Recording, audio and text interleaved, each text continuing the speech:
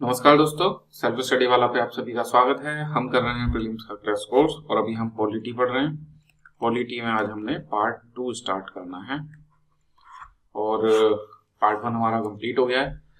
एक अच्छी बात है कि आप सभी लोग को नोट्स पसंद आ रहे हैं कि टॉपिक के साथ में क्वेश्चन लगे हुए हैं। कई लोगों के अभी मैसेज आए हैं, तो काफ़ी मेहनत करी जा रही है नोट्स में इनमें कि हर टॉपिक वाइज क्वेश्चन ढूंढना, उसको उठाना रखना प्रॉपर जगह पे, उसके सही आंसर फाइंड करना, ये थोड़ा डिफिकल्ट टास्क है। और हिंदी और इंग्लिश में दोनों सेम लेवल के नोट्स अवेलेबल कराए जा रहे हैं। ये बुक वेबसाइट पे भी अवेलेबल हैं, ऐप पे भी अवेलेबल हैं, और जिन्होंने प्रीलिम्स का क्रैश कोर्स लिया हुआ है उन्हें परचेज करने की ज़रूरत नहीं है, क्योंकि इसमें फ्री ऑफ कॉस्ट वो आपको प्रोवाइड कराई जाती है। ठीक, तो यहाँ हम पार्ट में कंप्लीट करा रहे हैं आपको क्लास वाइज पीडीएफ। बाद में कंप्लीट बुक भी आपको प्रोवाइड कराई जाएगी, तो वो आपको वेबसाइट से परचेज करने की जरूरत नहीं है। ठीक, चलिए तो सबसे पहले देखते हैं कि हमें पार्ट 2 में पढ़ना क्या है। हमारी हर क्लास ऐसे ही शुरू होती है कि हमें क्या करना है, पहले क्रिस्टल क्लियर पता तो चले। तो नंबर 1 तो कॉन्स्टिट्यूशनल जो प्रोविजन है हमें वो समझना है। पार्ट 2 है सिटीजनशिप, है ना, नागरिकता। तो नागरिकता के क्या संवैधानिक प्रावधान है, आर्टिकल 5 से लेके 11 तक, ये हमें समझने हैं। तो सिंपल से आर्टिकल है, कितने बनेंगे, 7 आर्टिकल बनेंगे ना, बहुत आसान से अभी समझ लेते हैं क्या प्रावधान है। इनसे क्वेश्चन, अच्छे खासे क्वेश्चन है पे। दूसरा ये जो लास्ट आर्टिकल है, इसमें ये लिखा है कि देखो जब संविधान शुरू हुआ 26 जनवरी 1950 को, तब किसको नागरिकता मिलेगी वो इन आर्टिकल्स में बताया गया, और खासकर आर्टिकल 5 में, और उसके आगे भी कुछ चीजें भी समझेंगे, डोंट वरी।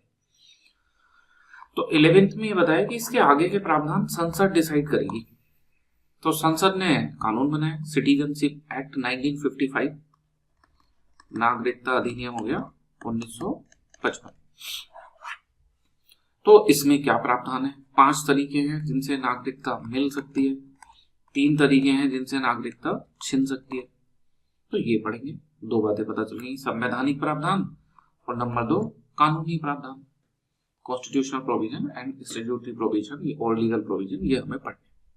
2 सिंपल बातें हैं ना, बस इतना ही है इस चैप्टर में। इसके अलावा कुछ छुटपुट चीजें, जैसे कि ओसीआई क्या होता है, पीआईओ क्या होता है, and national register of citizenship NRC क्या है, एनपीआर क्या है, प्रवासी भारतीय दिवस, जो भी ऐसी छुटपुट चीजें हैं सिटीजनशिप से रिलेटेड या मिलती जुलती, इनमें प्रीलिम्स में क्वेश्चन आ सकता है। तो ये अदर स्टफ जो भी है ये हमने पढ़ना है। बस तो इतनी सी 3 चीजें हमें इसमें पढ़नी है, संवैधानिक प्रावधान क्या है, कानूनी प्रावधान क्या है, और कुछ अदर थे। पार्ट 2 आपका कंप्लीट हो जाएगा। डन, देखते हैं। सबसे पहले कॉन्स्टिट्यूशनल प्रोविजन, आर्टिकल 5, 6, 7, 8, 9, 10, 11। पहले बहुत आराम से समझो इनमें क्या है, फिर डिटेल में देख लेंगे। आर्टिकल 5 ये बताता है कि जब संविधान लागू हो रहा है तो किसको सिटीजनशिप मिलेगी, किसको इंडियन सिटीजन कौन बनेगा, ये आर्टिकल 5 में बताया गया है। 26 जनवरी 1950 को किसे किसे भारतीय नागरिकता मिलेगी। डन। इसके अलावा जो ये हैं 6, 7, 8, तो इस नागरिकता के अलावा 5 में जिन लोगों को नागरिकता मिली है, उसके अलावा भी कुछ स्पेशल केस हैं जिनको नागरिकता मिल सकती है या जिन्हें नागरिक माना जाएगा, है ना। कौन कौन से स्पेशल केस हैं अभी समझेंगे। जो लोग पाकिस्तान से आए हैं वो इसमें है, पाकिस्तान से आने वाले, है ना, और जो भारत से पाकिस्तान चले गए थे फिर पाकिस्तान से वापस भारत आ गए, वो वाले केस इसमें है। और जो ना उस समय भारत में है ना पाकिस्तान में है, किसी अन्य देश में रह रहे हैं, तो उनके साथ जो केस है वो इसमें है, जो अन्य देश में। तो इन तीनों में ये लिखा है, पहले तो एक शब्द का अंतर है उसको समझना। इसमें तो लिखा है इंडियन सिटीजन, जो आर्टिकल 5 है, और इसमें शब्द यूज करा गया है deemed to be Indian citizen. वहां भारतीय नागरिक होगा, और यहां क्या बोला है, इसमें होगा भारतीय नागरिक होगा। होगा। और यहाँ पे भारतीय नागरिक माना जाएगा, दोनों से अंतर तो कोई नहीं पड़ रहा है ना। भारतीय नागरिक माना जाएगा, इस 6, 7, 8 में भारतीय नागरिक माना जाएगा और 5 में भारतीय नागरिक कौन होगा। तो बस थोड़ा सा वर्डिंग का अंतर है, deem to be Indian citizen और इंडियन सिटीजन। यहाँ पे इंडियन सिटीजन या deem to be Indian citizen, एक यहाँ अंतर क्लियर रखेंगे। 5, 6, 7, 8 इनमें नागरिकता बताया गया है। अब यहाँ से एक बात और आप समझो, 5, 6, 7, 8, 9, 10, 11, इसमें तो ये बोला है कि इंडियन सिटीजन कौन होगा। इसमें ये बताया है कि पाकिस्तान से आने वाला किन कंडीशन में deemed to be Indian citizen, भारतीय नागरिक माना जाएगा। इनसे अलग है ना, deemed to be Indian citizen. 7 में क्या बोला है, जो इंडिया से पाकिस्तान गया और फिर पाकिस्तान से आया तो वो इंडियन सिटीजन नहीं माना जाएगा, है ना। 7 वाले में ये बोलता है not deemed to be Indian citizen, मतलब 7 नागरिकता दे नहीं रहा, 7 ये बता रहा नागरिकता किसको नहीं मिलेगी, पर फिर इसमें कुछ एक्सेप्शन है तो उनमें नागरिकता मिल जाती है। डिटेल में अब अभी पढ़ेंगे, पहले आप दिमाग में एक इमेज लो। 5 बता रहा है 26 जनवरी 1950 को कौन भारतीय नागरिक होगा। 6 बता रहा है पाकिस्तान से आने वाले को कब भारतीय नागरिक माना जाएगा। 7 बता रहा है भारत से जाने वाला फिर लौट के आने वाला उसे कब भारतीय नागरिक नहीं माना जाएगा और कब माना जाएगा, ये 7 बता रहा है। 8 क्या बता रहा है कि ये इंडिया वाले हो गए, ये पाकिस्तान से आने वाले हो गए, ये भारत से जाने फिर वापस आने वाले हो गए।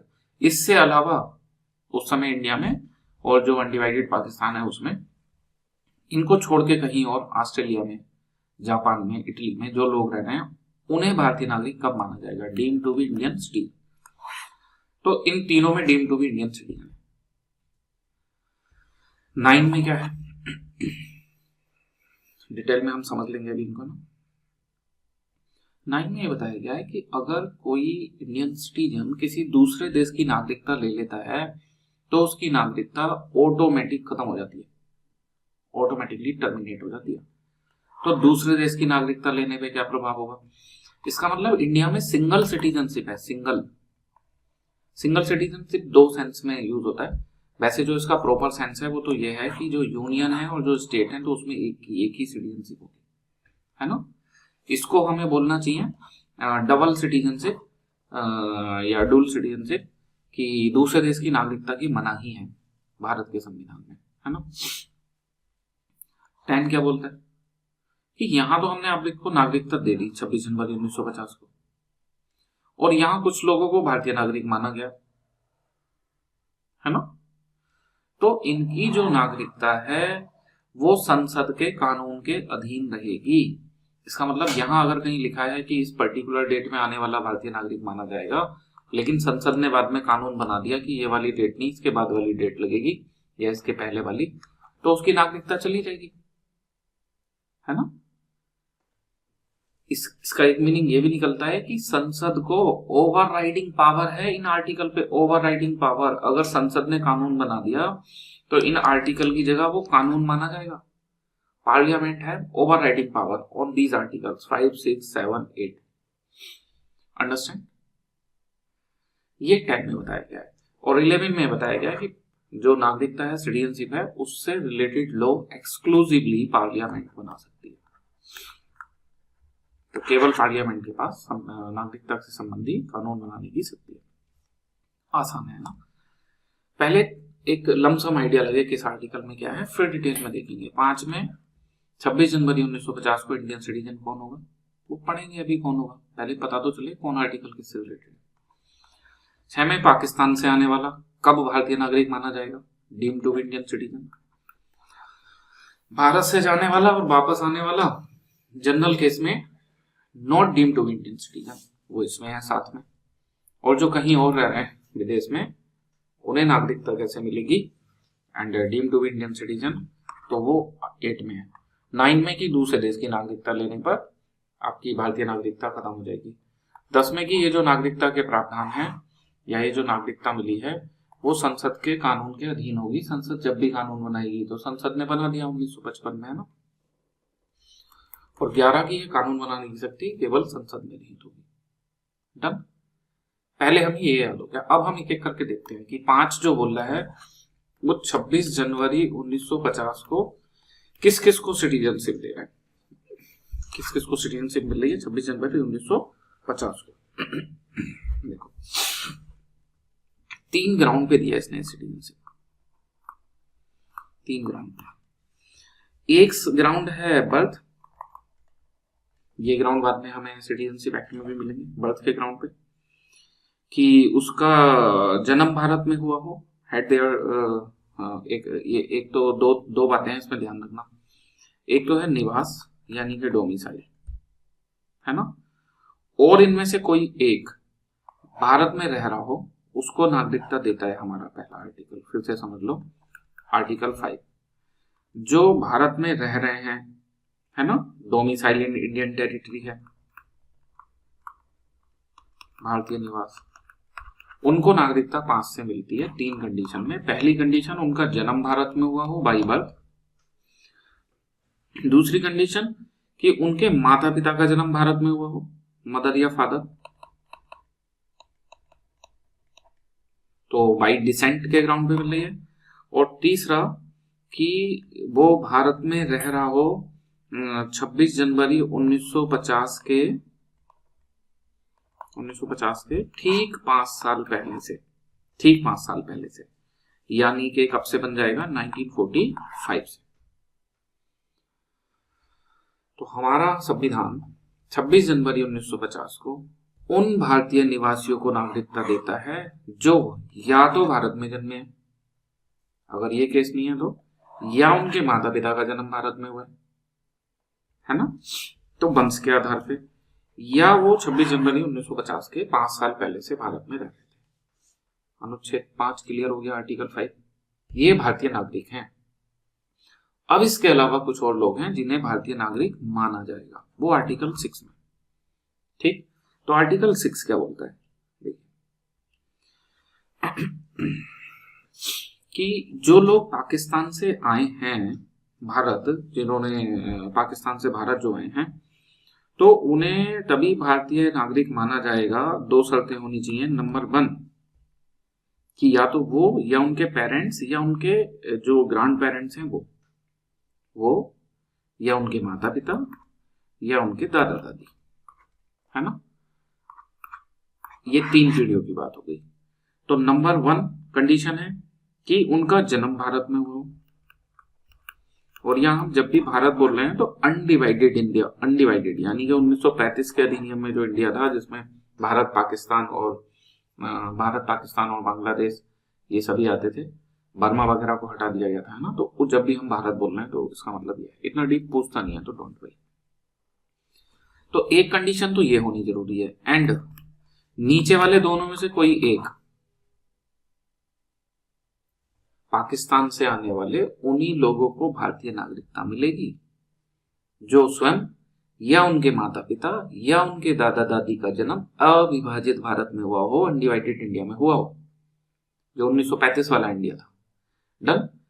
दूसरी कंडीशन कि अगर वो 19 दो तरह से नागरिकता मिलेगी। अगर वो 19 जुलाई 1948 इससे पहले आ गए हैं, है ना, तो नागरिकता स्वतः मिल जाएगी, स्वतः ऑटोमेटिकली, कोई रजिस्ट्रेशन की जरूरत नहीं है। अगर इसके बाद आएंगे 19 जुलाई 1948 के बाद, तो उन्होंने करना पड़ेगा रजिस्ट्रेशन यानी कि पंजीकरण, और पंजीकरण से 6 माह पहले भारत में रहना पड़ेगा। 6 माह रहने के बाद ही पंजीकरण कर सकते हैं। आसान सा है, फिर से समझ लो। 5 बोल रहा है जो भारत में निवासी हैं उनको नागरिकता मिलेगी। 26 जनवरी 1950 को जो भारत में निवास कर रहे हैं उन्हें 3 आधार पर मिल सकती है। उनका जन्म हुआ हो, उनके माता पिता का जन्म हुआ हो, या वो 5 साल से रह रहे हैं, 5 साल से भारत में रह रहे हैं। 6 बोल रहा है पाकिस्तान से आने वाले जो लोग हैं उन्हें नागरिकता मिल सकती है। नंबर 1 उनका या उनके माता पिता का या उनके दादा दादी का अविभाजित भारत में जन्म हुआ हो, तथा अगर इस डेट से पहले आ गए 19 जुलाई 1948 तो स्वतः नागरिकता मिल जाएगी। बाद में आए तो पंजीकरण से मिलेगी। इनको तो स्वतः मिल रही है, स्वतः। इनमें इससे पहले आने पे स्वतः, बाद में आने पे पंजीकरण। पता चल गया। अब 7th आर्टिकल में क्या है, कह रहे हैं जो लोग 1 मार्च 1947 के बाद पाकिस्तान चले गए, है ना, और लौट के आए, उन्हें भारतीय नागरिक नहीं माना जाएगा, है ना। तो वो जो पहली कंडीशन है कि भारत में जन्मा हो, 5 साल से रह रहा हो वाली कंडीशन, तो उसको फिर भारतीय नागरिक नहीं माना जाएगा। अगर वो पाकिस्तान गया था और अब लौट के आ रहा है तो भारतीय नागरिक नहीं माना जाएगा। डन। अब इसमें कुछ कंडीशन है कि अगर एक शर्त है कि पंजीकरण अगर वो कराए तो उसको माना जा सकता है, और उस पे वो नियम लगेगा कि वो परमिट से आया हो। फिर से समझो इसको, 1 मार्च 1947 के बाद गया और फिर वापस आया, तो उसे नंबर 1 कह रहे हैं भारतीय नागरिक नहीं माना जाएगा। कुछ कंडीशन है जिनमें माना जा सकता है। क्या है वो कंडीशन? नंबर 1 कि वो गवर्नमेंट के परमिट से आया हो, वैध दस्तावेज से, है ना, तो उसके पास परमिट हो, नंबर 1। और दूसरा उसको कराना पड़ेगा पंजीकरण। इसका मतलब जो भाग 6 में था ना, सॉरी अनुच्छेद 6 में, कि पाकिस्तान से आने वाले जो थे 19 जुलाई 1948 से पहले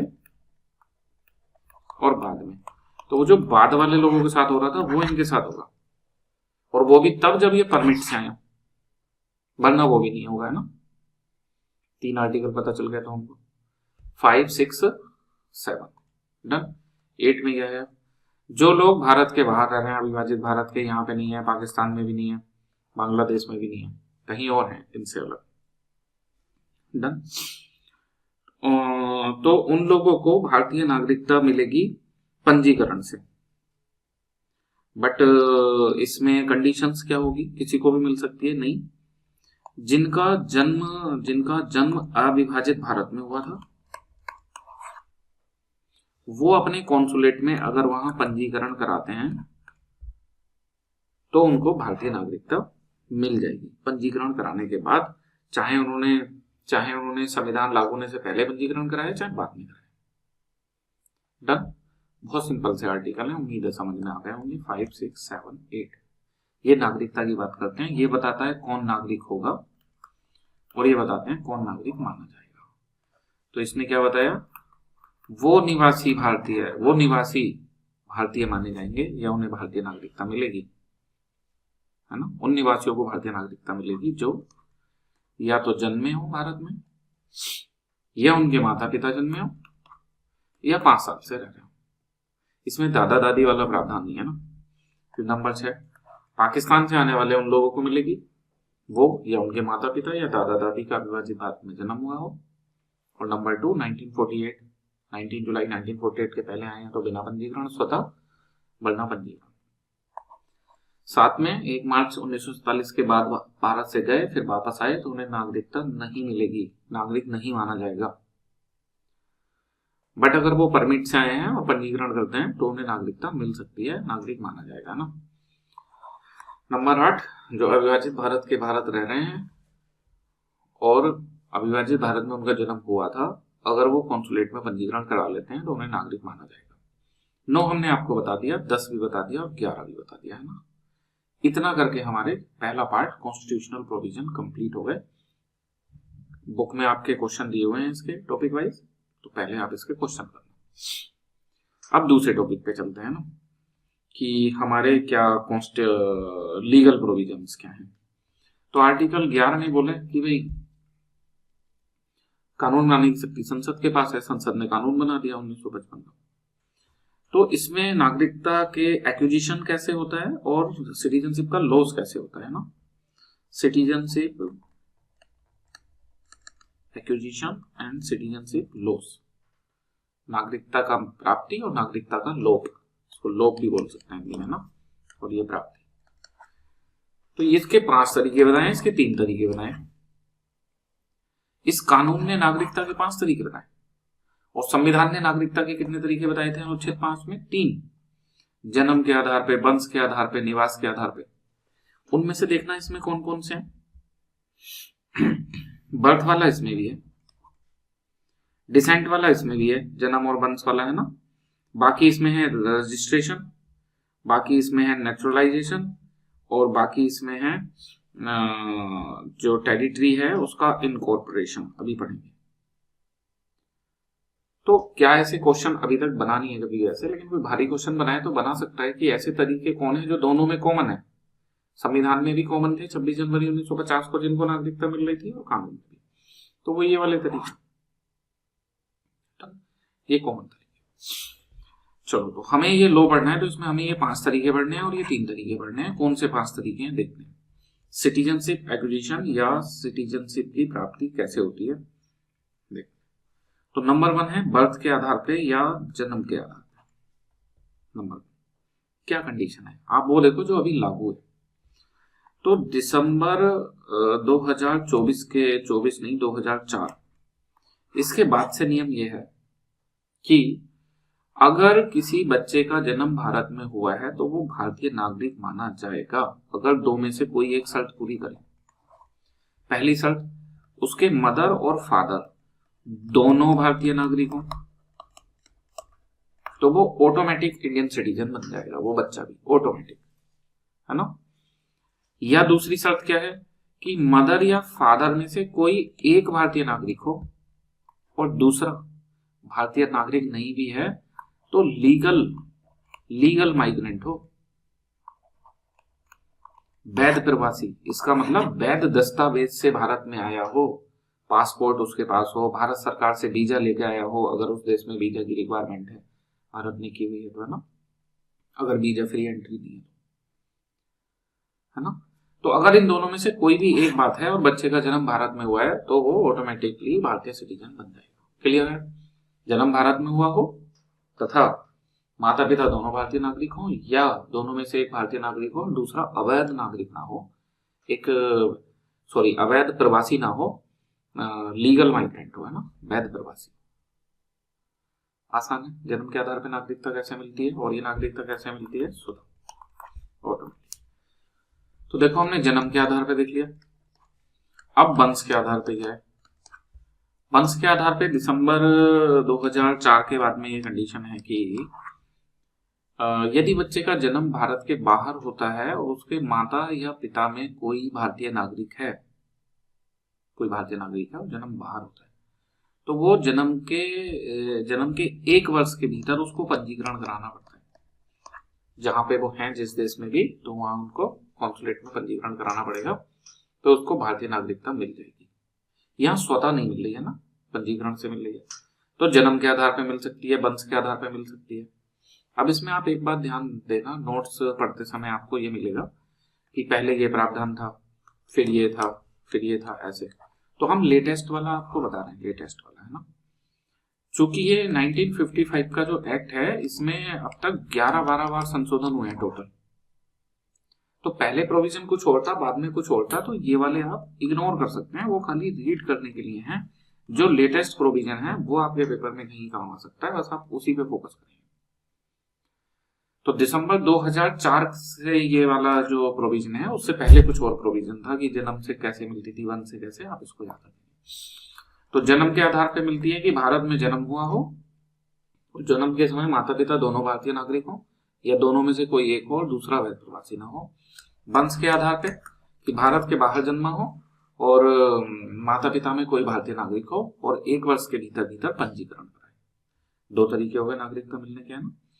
नंबर 3 है पंजीकरण। पंजीकरण से नागरिकता मिल सकती है, रजिस्ट्रेशन से, लेकिन हर किसी को नहीं मिल सकती। कुछ पर्टिकुलर कैटेगरीज हैं बस जिनको मिलेगी। नंबर 1 कौन सी कैटेगरी है, पर्सन ऑफ इंडियन ओरिजिन। अब ये कौन होते हैं, पर्सन ऑफ इंडियन ओरिजिन वो पर्सन है कि जो खुद या उनके पेरेंट्स अनडिवाइडेड इंडिया में पैदा हुए थे, वो या उनके माता पिता का जन्म अविभाजित भारत में हुआ। तो इन्हें 7 साल भारत में, 7 साल की लिमिट है, 7 साल रहने के बाद ये पंजीकरण करा सकते हैं, तो इनको भारतीय नागरिकता मिल जाएगी। दूसरा, कोई विदेशी व्यक्ति है जिसने भारतीय से शादी करी है, तो उसको भी 7 साल रहने के बाद में जो नागरिकता मिल जाएगी, तब तक वो वीजा पे रहेगा, है ना। इसके बाद पीआईयू को मिल सकता है ना, शादी करने पे मिल सकता है। जो भारतीयों के माइनर चिल्ड्रन है 18 उम्र से कम वाले, उनको पंजीकरण। आपका हो गया, यहाँ तो बताया था उनको स्वतः, इनका वाला नहीं है, इनकी बात कर रहे हैं ना। जो भारत में जन्मे हैं उनको तो स्वतः मिल जाती है। भारतीयों के ऐसे बच्चे जिनका जन्म बाहर हुआ है, तो या तो वो 1 वर्ष के भीतर पंजीकरण कराएं या सेंट्रल गवर्नमेंट की परमिशन से उसके बाद भी पंजीकरण कराएं, तो इन्हें पंजीकरण से इनको भी नागरिकता मिल सकती है ना। और इसके अलावा मान लो कोई माता पिता नागरिक हैं भारत के, लेकिन बच्चे ने भारत की नागरिकता नहीं ली, लेकिन बाद में उसका मन कर रहा है नागरिकता लेने का, तो वो भी पंजीकरण से नागरिकता ले सकता है। तो ये तीसरा तरीका है पंजीकरण से नागरिकता लेना। समझ में आ गया यहाँ तक, जन्म से, वंश से, पंजीकरण से, बाय बर्थ, बाय डिसेंट और एंड बाय रजिस्ट्रेशन।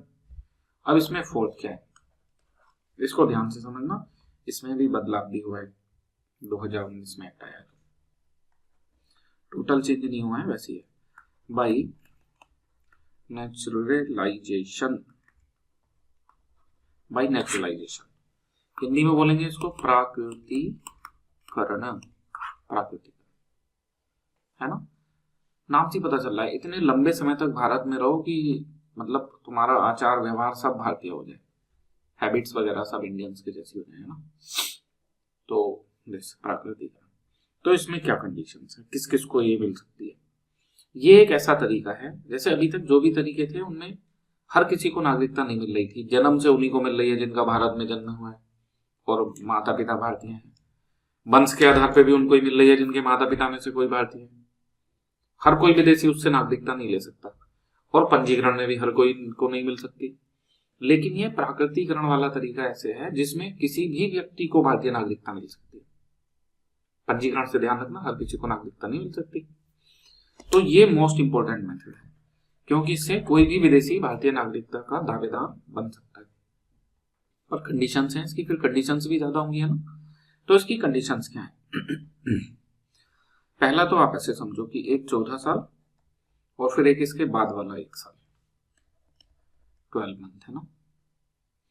ये जब इसने अप्लाई करना है उसके ठीक 1 साल पहले से, जब अप्लाई कर रहा है उसके ठीक 1 साल पहले से भारत में रह रहा हो, भारत सरकार के अधीन कोई काम कर रहा हो, है ना, या कुछ समय काम कर रहा हो, कुछ समय रहा हो, ऐसे मतलब 1 साल से भारत में हो या भारत सरकार के अधीन काम कर रहा हो, या थोड़ा पहला थोड़ा दूसरा, इतना डन। और इस 1 साल से पहले के जो 14 साल है उनमें 11 साल सेम बात, भारत में रहा हो या भारत सरकार के अधीन काम करा हो।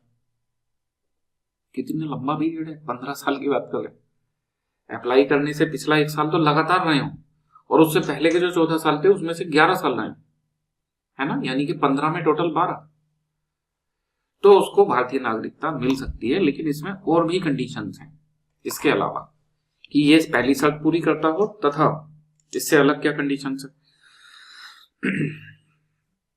किसी ऐसे देश का नागरिक हो जहां भारतीय भी नेचुरलाइजेशन से वहां के नागरिक बन पाए। ऐसा नहीं है कि जापान वाले अगर हमको नागरिक नहीं बना रहे तो हम उनको वालों को बनाएंगे, है ना।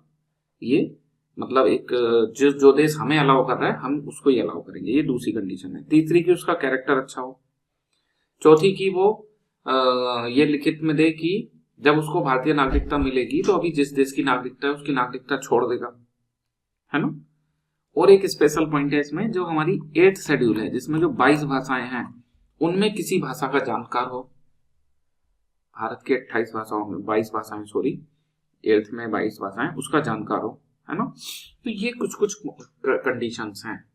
लेकिन इसमें सेंट्रल गवर्नमेंट को ये पावर दी गई है, आप ध्यान रखना, कि सेंट्रल गवर्नमेंट चाहे तो इनमें से ये जो बाद वाली शर्तें हैं इनमें से कोई एक या सभी शर्तें हटा सकती है। अगर कोई बहुत महान व्यक्ति भारतीय नागरिक बनना चाह रहा है, मान लो किसी को नोबेल पुरस्कार मिला है, कोई बड़ा साइंटिस्ट है, तो उसके लिए एक या सभी शर्तें हटाई जा सकती है। तो प्राकृतिकरण से कैसे भारतीय नागरिक बनते हैं ये समझ में आया। अब देखो इसमें एक चेंज हुआ है 2019 के एक्ट में। एक बात और है इसमें, ये भी ध्यान रखना कि अवैध प्रवासी ना हो। अवैध प्रवासी, ये जो 14 में से 11 साल भारत में रहा है और ये अवैध रूप से ना रहो, लीगल डॉक्यूमेंट्स हो, पासपोर्ट हो, वीजा हो, तभी। इंडियन कॉन्स्टिट्यूशन के जितने आर्टिकल हैं, ये चाहे हम कॉन्स्टिट्यूशन की बात करें चाहे हम एक्ट की बात करें, एक्ट में 5 तरीके हैं जिनसे नागरिकता मिलती है। किसी में भी इलीगल माइग्रेंट्स को नागरिकता नहीं दी जाती, ये सब के सब लीगल है जिनको भी दी जा रही है ना। अब यहां से आगे आप एक बात समझो, ये जो हमारा नेचुरलाइजेशन से या प्राकृतिकरण से नागरिकता मिल रही है ना, इसमें आपने 2 बातें ध्यान रखी। एक तो ये अवधि 14 ईयर्स एंड 1 ईयर, इसमें लगातार रहा हो, और इस वाले में 11 साल रहा हो, और दूसरा अवैध प्रवासी ना हो, और भी कई सारी शर्त हैं, तभी नागरिकता मिलेगी। अब ये नियम अभी भी लागू हैं, ऐसे मत समझना कि 2019 में इन्हें बदल दिया गया, ये अभी भी एज इट इज ही हैं। बस छोटा सा चेंज किया गया है कि अगर पाकिस्तान, अफगानिस्तान और बांग्लादेश, इन 3 जगह से, पाकिस्तान, अफगानिस्तान एंड बांग्लादेश, अगर यहां से अवैध प्रवासी भारत में आए हैं, और डेट है इसमें 2014 दिसंबर 2014, 31 दिसंबर, इससे पहले जो लोग आए, पहले अवैध प्रवासी जो आए, ध्यान रखना अवैध प्रवासी, और अगर वो 6 कम्युनिटी से हैं, हिंदू हैं, सिख हैं, बौद्ध हैं, जैन हैं, पारसी हैं, क्रिश्चियन है ना, अगर वो इन 6 कम्युनिटी से हैं, अवैध प्रवासी हैं, 2014 के पहले आए हैं और इन 3 देशों से आए हैं, तो उनको इन नियमों में छूट है। किनको छूट है? 3 देशों से आने वाले, पाकिस्तान, अफगानिस्तान, बांग्लादेश, 2014 से पहले आने वाले, और हिंदू, सिख, बौद्ध, जैन एंड पारसी, क्रिश्चियन, इनको इन प्रावधानों में छूट है। कैसे? अवैध प्रवासी होने के बावजूद भी उन्हें सिटीजनशिप मिल जाएगी, और ये जो विंडो है ये उनके लिए करी गई है, ये जो 14 ईयर्स वाली विंडो है, 14 की जगह जैसे ये 14 एंड दिस 1 ईयर, ये 1 ईयर वाला तो है कि 1 साल रहो, और इसमें है कि 5 साल रहो, पिछले 14 साल में नहीं, कि 5 साल इससे पहले रहो और 1 साल पंजीकरण करने से पहले रहो, तो उनको भारतीय नागरिकता मिल जाएगी। तो ये जो 11 वर्ष की अवधि है, इसको घटा के 5 वर्ष करा गया है, और अवैध प्रवासी को भी नागरिकता दी गई है। किससे हुआ है ये? वही जो हमारा सिटीजनशिप एक्ट है 1955 का, उसमें 2019 में संशोधन लाया गया है। तो सिटीजनशिप अमेंडमेंट एक्ट 2019, ध्यान रखना संविधान संशोधन नहीं है, सिटीजनशिप अमेंडमेंट जो एक्ट है उसमें संशोधन करा गया है 2019 में। तो हमने 4 तरीके पढ़ लिए भाई नागरिकता के। जन्म से मिल रही है बाई बर्थ, बाई वंश मिल रही है बाई डिसेंट, एंड बाई पंजीकरण, रजिस्ट्रेशन से मिल रही है ना, एंड प्राकृतिकरण, नेचुरलाइजेशन। अब लास्ट है इनकॉर्पोरेशन ऑफ टेरिटरी, किसी क्षेत्र का समावेशन, हिंदी में इसको बोलते हैं क्षेत्र समावेशन। मान लो जैसे अभी था कि कोई इलाका है, जैसे मान लो पहले गोवा था, पुडुचेरी था, है ना, दादर नगर हवेली, इन पे भारत आजाद होने के बाद भी दूसरे देशों का कब्जा था, फ्रांस का, पुर्तगाल का, ऐसे। तो जब हमने इन्हें भारत में शामिल करा तो इन लोगों को नागरिकता दी होगी ना। एक क्षेत्र को जब भारत में मिलाओगे तो वहां के लोगों को सिटीजनशिप मिलोगे। तो क्षेत्र समावेशन से नागरिकता कैसे मिलती है? क्या ऑटोमेटिक मिलती है? स्वतः नहीं मिलती है ना, राष्ट्रपति की घोषणा से मिलती है। राष्ट्रपति की घोषणा कि वो नोटिफिकेशन जारी करेंगे और उस डेट से उन सबको फिर भारतीय नागरिक मान लिया जाएगा। ठीक है, तो ये 5 तरीके हैं सिटीजनशिप मिलने के। आगे समझ में? तो हमने संवैधानिक प्रावधान भी देख लिए, और लीगल में जो 5 तरीके जिनसे सिटीजनशिप मिलती है वो देख लिया। 3 तरीके जिनसे सिटीजनशिप जा सकती है, सिटीजनशिप लॉस, वो क्या क्या तरीके हैं 3, उनको देखो जरा। क्वेश्चन कर देना ना, हर टॉपिक के बाद क्वेश्चन है, तो इसके बाद में भी क्वेश्चन है वो कर लेना, फिर इसके बाद के क्वेश्चन है ना। बिना क्वेश्चन के कुछ नहीं होगा, ध्यान रखना। सबसे पहला तरीका तो है त्याग, रिनंसिएशन, कि वो व्यक्ति खुद ही त्याग कर दे कि मैं भारतीय नागरिकता को त्यागता हूं, है ना, तब जा सकती है। लेकिन अगर वो ये भारतीय नागरिकता को युद्ध के समय त्यागता है तो फिर सरकार इसको मानेगी ऐसा जरूरी नहीं है ना, त्याग से नागरिकता जा सकती है। अब क्वेश्चन ये आता है, एक व्यक्ति ने नागरिकता त्याग दी तो उसके बच्चों का क्या होगा? तो बच्चों का दो तरीके, जो बच्चे वयस्क होंगे 18 साल से ऊपर के, उनकी नागरिकता तो नहीं जाएगी, और जो छोटे बच्चे होंगे उनकी नागरिकता चली जाएगी। लेकिन वो वयस्क हो गए और नागरिकता लेना चाह रहे हैं तो ले सकते हैं, है ना। 5 तरीके पढ़े हैं हमने अभी। जन्म वाला तो अब लगेगा नहीं, उससे तो मिली थी, वो छोड़ दी, है ना। तो वंश वाला मिल सकता है पंजीकरण से, और एक वो जो पढ़ा था हाँ पंजीकरण वाला यहाँ पे मिल सकता है ना। प्राकृतिकरण से तो क्यों ही जाएंगे जब पंजीकरण से जल्दी मिल सकती है, तो 14 साल इंतजार क्यों करेंगे, है ना। तो पंजीकरण वाला तरीका उनके पास में है, ठीक। त्याग से नागरिकता जा सकती है। दूसरी नागरिकता जा सकती है टर्मिनेशन, नागरिकता का लोप हो सकता है टर्मिनेशन से, है ना। ये कैसे है टर्मिनेशन, कि आपने किसी दूसरे देश की नागरिकता स्वीकार कर ली, वो भी स्वैच्छिक रूप से, अनजाने में नहीं, स्वैच्छिक रूप से, जानबूझ के, तो नागरिकता खत्म हो जाती है ना। और इस केस में कैसे खत्म होती है? स्वतः, ऑटोमेटिक। डन। 2 तरीके पता चल गए, रिनंसिएशन, टर्मिनेशन। तीसरा तरीका क्या है इसके अलावा? डेप्रिवेशन। पहला तरीका रिनंसिएशन, उस व्यक्ति ने खुद ही नागरिकता त्याग दी, उसके माइनर चाइल्ड की भी नागरिकता चली जाती है, लेकिन वो बाद में जब एडल्ट होता है तो वो नागरिकता अपनी वापस ले सकता है रजिस्ट्रेशन, पंजीकरण के द्वारा। दूसरा हो गया टर्मिनेशन, दूसरे देश की नागरिकता ग्रहण करें तो भारतीय नागरिकता स्वतः चली जाती है और उस डेट से समाप्त मानी जाती है जिस डेट से नागरिकता ली गई है। नंबर 3, बट देखो ये ज्यादा एप्लीकेबल नहीं हो पाता है ना, दूसरा पॉइंट। आप बताओ, किसी देश की नागरिकता जब कोई भारतीय नागरिक लेगा तो क्या वो देश लिखित में भारत को संदेश भेजता होगा कि तुम्हारे यहाँ से इन लोगों ने हमारी नागरिकता ले ली, तुम इनकी नागरिकता टर्मिनेट कर दो? अगर वो ना बताए, किसी को छुपा के रखे, तो जब तक नहीं पता चलेगा जब तक वो दोनों देश में नागरिक रहेगा, है ना। कंट्री में बहुत से बड़े पॉलिटिशियन हैं, उन पे आरोप लगते हैं कि इन पे तो 2 सिटीजनशिप है, इस तरह के, है ना। तो अब मान लो आपको किसी पे शक है कि उस पे 2 सिटीजनशिप है, तो जांच करोगे दूसरे देश में जाके, वहां का जो पुलिस है या जो अदर सिस्टम है वो आपके कंट्रोल में थोड़े ना है।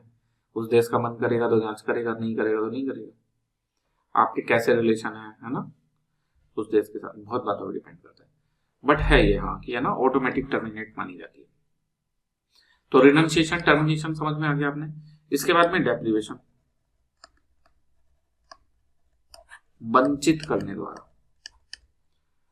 भारत सरकार आपको नागरिकता से वंचित भी कर सकती है, छीन भी सकती है। इनमें भारत सरकार ने नहीं छीनी, इसमें तो आपने खुद त्याग दी या आपने दूसरे देश की नागरिकता ले ली, भारत सरकार ने नहीं छीनी।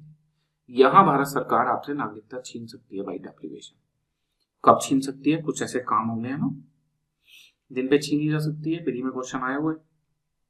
पहला कि आपने जो नागरिकता जो आपने नागरिकता ली थी जन्म से, वंश से, पंजीकरण से, प्राकृतिकरण से, या एक था इनकॉर्पोरेशन ऑफ ट्रीटी, वो फ्रॉड तरीके से ली थी। आप उसमें फिट नहीं हो रहे थे, बट आपने कोई फ्रॉड करा था, उससे ली थी। तो जैसे वो फ्रॉड पता चलेगा तो नागरिकता छीन जाएगी, मतलब सरकार छीन सकती है। दूसरा है संविधान के प्रति अनादर। अगर आपने संविधान के प्रति अनादर व्यक्त किया है तब भी सरकार नागरिकता छीन सकती है। ऑटोमेटिक नहीं जाएगी, गवर्नमेंट एक्शन लेगी तभी जाएगी, है ना। तीसरा है कि हमारा किसी देश के साथ में युद्ध चल रहा है और आप उसके साथ एक अनलॉफुल कम्युनिकेशन में हो सकता है कोई गोपनीय जानकारी दे रहे हो, क्या है ना, युद्ध की स्थिति में अगर अनलॉफुल कम्युनिकेशन है तो। और तीसरा नियम खाली उन पे लगता है जिन्होंने नागरिकता पंजीकरण से या प्राकृतिकरण से ली थी। ये उन पे नहीं लगता, जन्म वाले, वंश वाले और क्षेत्र समावेशन, इनकॉर्पोरेशन ऑफ टेरिटरी वाले, है ना, कि अगर जिन्होंने पंजीकरण और प्राकृतिकरण से नागरिकता ली है और नागरिकता लेने के बाद किसी भी देश में 5 साल के भीतर उन्हें 2 या उससे ज्यादा साल की सजा हो जाए, 5 वर्ष के भीतर 2 या उससे ज्यादा वर्ष की सजा हो जाए, तब भी उसकी नागरिकता जो है सरकार समाप्त कर सकती है।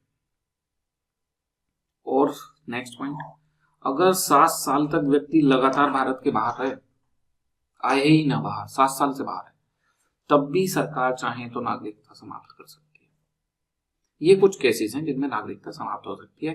इसके अलावा बहुत चीजें क्वेश्चन में आ जाती हैं कि सरकार की आलोचना करना से थोड़ी खत्म हो जाएगी ना, या भारत में कानून का पालन ना करना, कानून के उल्लंघन से नहीं हो सकती, हाँ संविधान के आधार से हो जाएगी। ठीक, तो ये हमने citizenship amendment act legal provision पढ़ लिए। अब इसमें 1-2 संशोधन है सिटीजनशिप अमेंडमेंट एक्ट में, उनको और देख लेते हैं कि कब इसमें अमेंडमेंट हुए। तो लगभग टोटल इसमें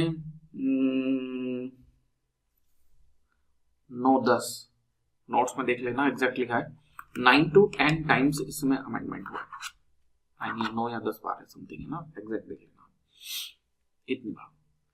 इसमें से 1-2 अमेंडमेंट हमारे काम के जिन्हें हमें देखना है।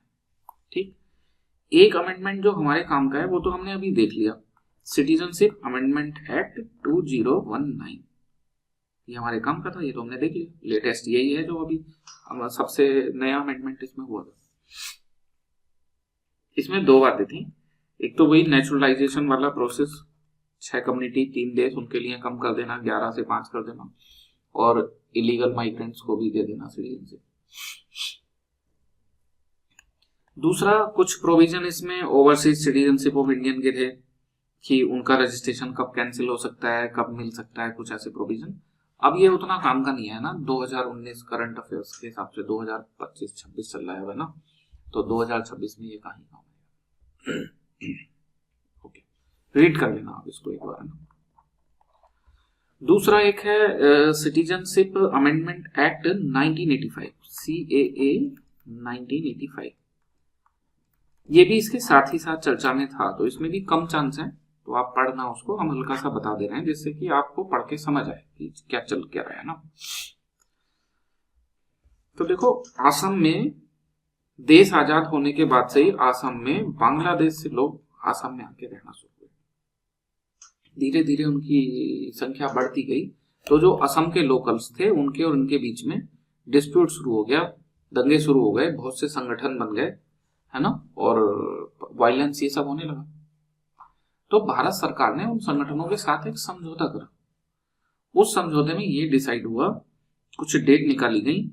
एक तो डेट निकाली गई 1966, ये ईयर निकाला गया, 1971, है ना, यहाँ अपना 1950, और यहाँ पे आज अपना 2026 है।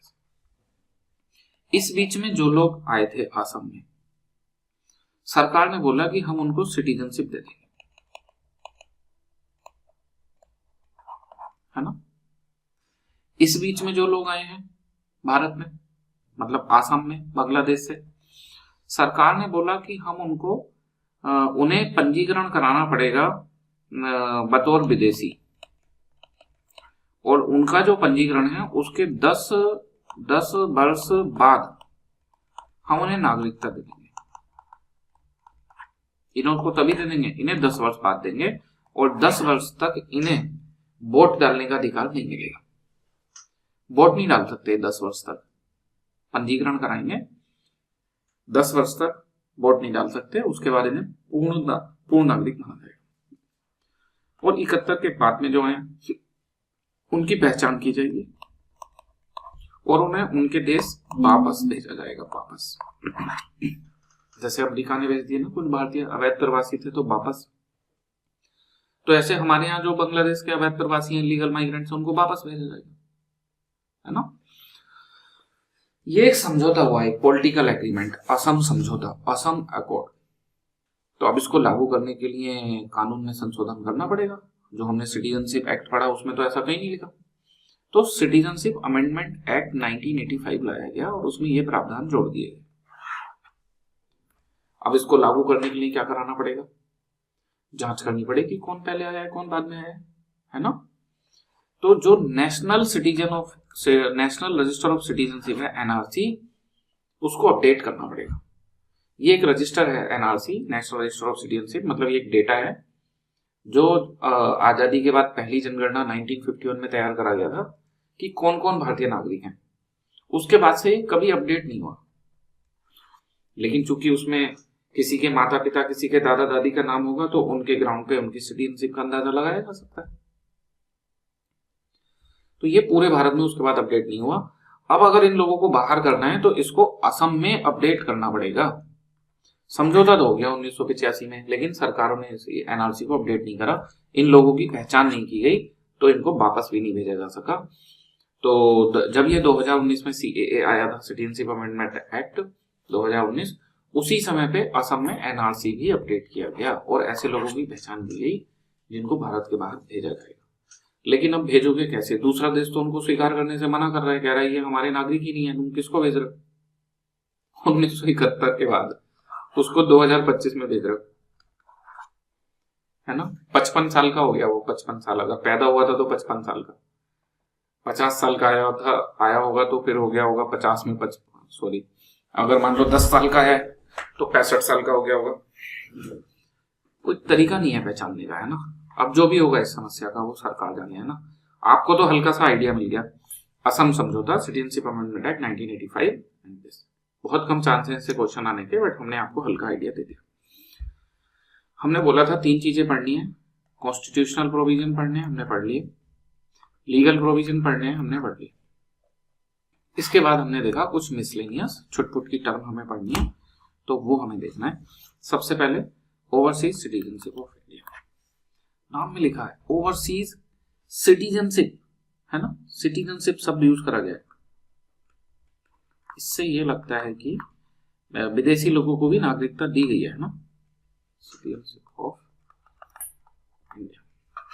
तो ध्यान रखना सिटीजनशिप जैसा कुछ नहीं है क्या? आप ऐसे समझो, एक व्यक्ति विदेशी है, उसको भारत में बहुत कम अधिकार है, बहुत कम।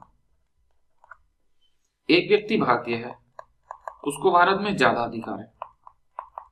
सिटीजनशिप सीधे सीधे अधिकारों से जुड़ा है। आपके पास जहां की सिटीजनशिप है वहां आपके पास ज्यादा अधिकार है। आजकल लोगों ने ऐसे करा है, पति किसी और देश की नागरिकता ले लेता है, पत्नी और देश की, तो उनके बच्चों को दोनों देशों में राइट मिल जाते हैं, है ना। तो लोग एक से ज्यादा देश में ज्यादा अधिकार चाहते हैं तो उनको ऐसे कर लेते हैं लोग। ठीक, यहां तक समझ में आया। तो ऐसे लोग जो कभी भारतीय थे, उनके माता पिता भारतीय थे, अब विदेश में रह रहे हैं और अच्छी पोजीशन में है, भारत में आके इन्वेस्ट करना चाह रहे हैं, या उन्होंने कुछ बढ़िया काम किया है, या वो भारत तक के जो रिलेशन है उस कंट्री से बेटर करने में कुछ हेल्प कर रहे हैं, तो उन्हें हमें इनसे तो ज्यादा अधिकार देने चाहिए विदेशियों से।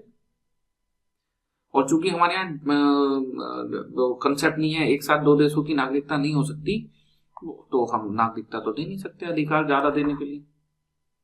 तो उसका मिडिल पाथ निकाला गया कि भारतीयों से कम और विदेशियों से ज्यादा अधिकार दे दो।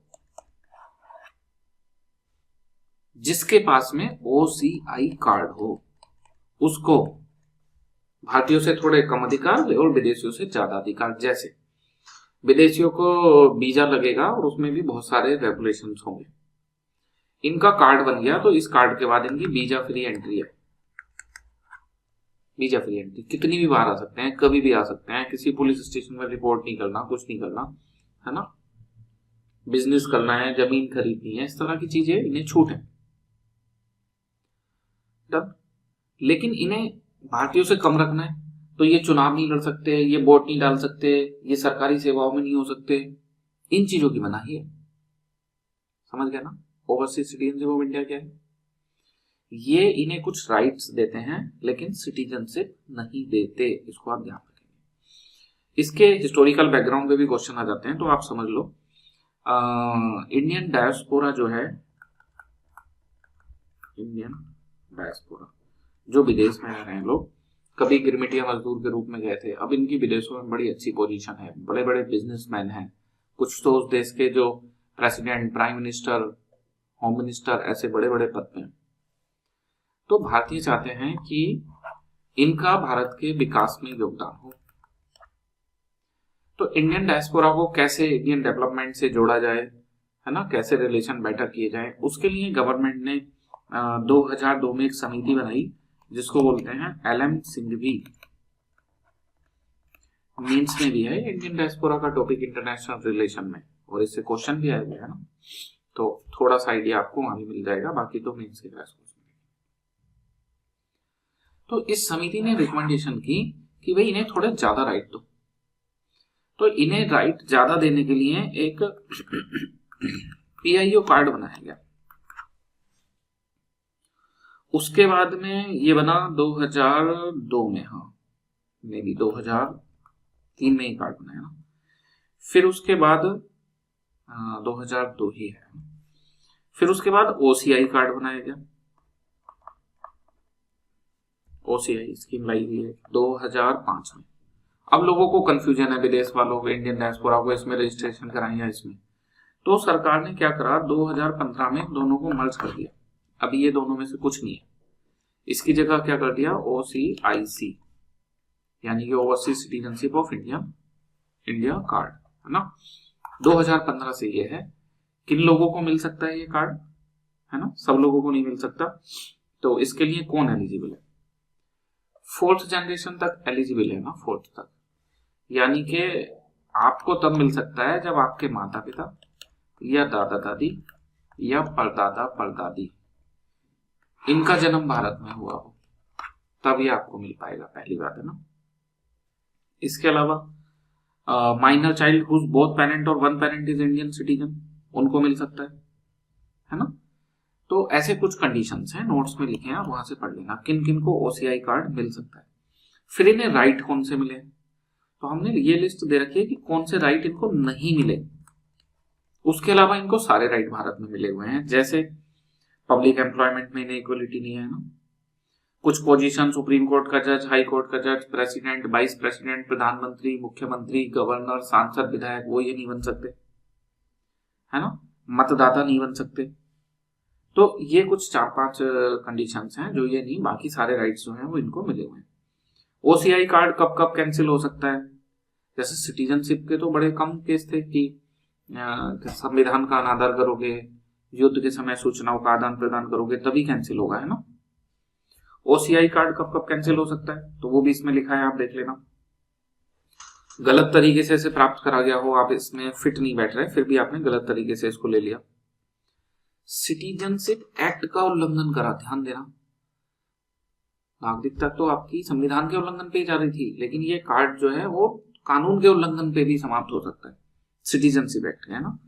और वार के बीच में अनलॉफुल ट्रेड में हो, 5 साल के अंदर अंदर सजा हुई हो, वो सब कॉमन प्रोविजन है। ये रीड करने वाली चीज है ना, इनको जस्ट रीड कर लेना नोट्स में एक बार, ठीक है। तो ये हमने OCI पढ़ लिया।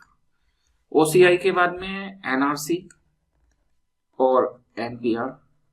NRC तो हमने आपको बता दिया, जब 1951 में जनगणना हुई, स्वतंत्र भारत की पहली जनगणना, तो उसके बाद में कौन कौन नागरिक है उसका ब्यौरा रखा गया, उसको नेशनल रजिस्टर ऑफ सिटीजनशिप कहते हैं।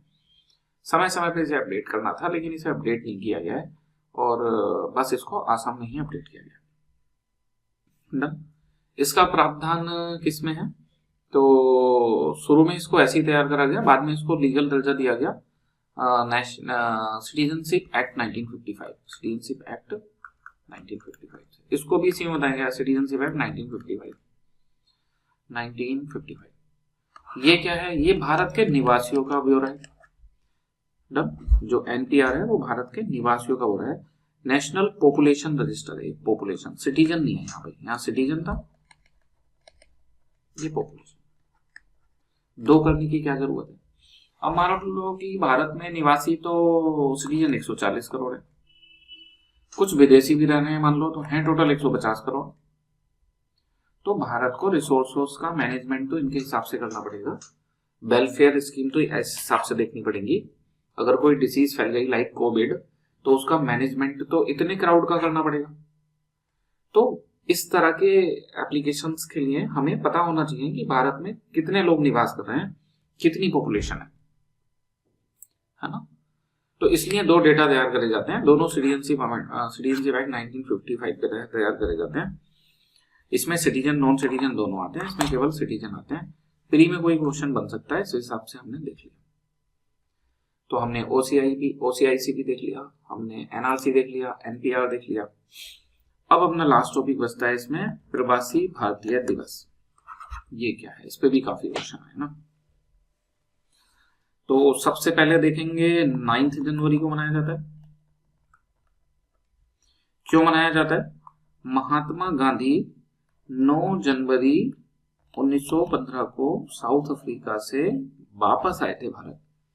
दक्षिण अफ्रीका में गए थे, आपने हिस्ट्री में पढ़ा होगा। फिर वो इस डेट को वापस आए थे, तो इस डेट को मनाया जाता है प्रवासी भारतीय दिवस। कब से मना रहे हैं? 2003 से मनाना शुरू करा था। पहली बार 2003 में मनाया था। कौन मनाता है? मिनिस्ट्री ऑफ एक्सटर्नल अफेयर्स, और तब मनाते थे प्रतिवर्ष। 2003 से मिनिस्ट्री ऑफ एक्सटर्नल अफेयर्स प्रतिवर्ष। लेकिन 2015 के बाद से इसे प्रतिवर्ष की जगह बाईएनियल यानी कि प्रति 2 वर्ष पे मनाने लगे। प्रति 2 वर्ष पे, है ना, बाईएनियली मनाने लगे, प्रति 2 वर्ष। एक्चुअल में ये 9 जनवरी तो प्रति ईयर ही आएगा, है ना, प्रतिवर्ष ही आएगा। जो कन्वेंशन होती है, सम्मेलन होता है जिसमें पुरस्कार दिए जाते हैं लोगों को, वो हर 2 साल में होता है। तो अभी 2025 में हुआ था, अब 26 में नहीं होगा, अब 27 में होगा, है ना। तो 26 में नहीं होगा, 25 में वाला तो हो गया, 27 में। तो पेपर पे आया तो यही आएगा। 25 में कहाँ हुआ था? ओडिशा भुवनेश्वर में हुआ था ना। तो प्रति 2 वर्ष मनाया जाता है प्रवासी भारतीय दिवस सम्मेलन। प्रवासी भारतीय दिवस सम्मेलन प्रति 2 वर्ष में मनाया जाता है, वर्ष 2015 से। और 18वां प्रवासी भारतीय दिवस सम्मेलन ऑब्वियसली 9 जनवरी 2025 इसको उड़ीसा भुवनेश्वर में मनाया गया था। ठीक, इस दिवस में करते क्या है, जो भी पर्सन ऑफ इंडियन ओरिजिन है, यानी कि वो ओसीआईसी कार्ड वाले हैं या नॉन रेजिडेंशियल इंडियन है, एनआरआई। एनआरआई कौन है? ये हैं तो भारतीय नागरिक, लेकिन ये भारत में कम, विदेश में ज्यादा रहते हैं। कि कोई एक पर्टिकुलर है, मे बी 1 साल में 8 महीना या समथिंग ऐसे लिमिट, कि उससे ज्यादा विदेश में रहते हैं, तो उनको एनआरआई की कैटेगरी में रखते हैं, है ना। नॉन रेजिडेंशियल इंडियन, ये भारतीय नागरिक ही होते हैं। तो जो एनआरआई हैं, पीआईओ हैं, ओसीआईसी कार्ड वाले हैं, उन्होंने उस देश में कोई बड़ा काम किया है या भारत के रिलेशनशिप बेटर करने में कुछ कर रहे हैं, तो उन लोगों को सम्मानित किया जाता है। और सम्मान दिया जाता है प्रवासी भारतीय सम्मान। प्रवासी भारतीय सम्मान ये दिया जाता है राष्ट्रपति के द्वारा। डन। तो हमने प्रवासी भारतीय दिवस भी पढ़ लिया। इसी के साथ हमारा जो भाग 2 है वो भी कंप्लीट हो गया। क्वेश्चन जरूर से आप करते रहना, जो डाउट आपके आ रहे हैं उनको पूछते रहना। कल से हम भाग 3 मूल अधिकार पढ़ेंगे। आज इस क्लास में इतना ही। जय हिंद, जय भारत।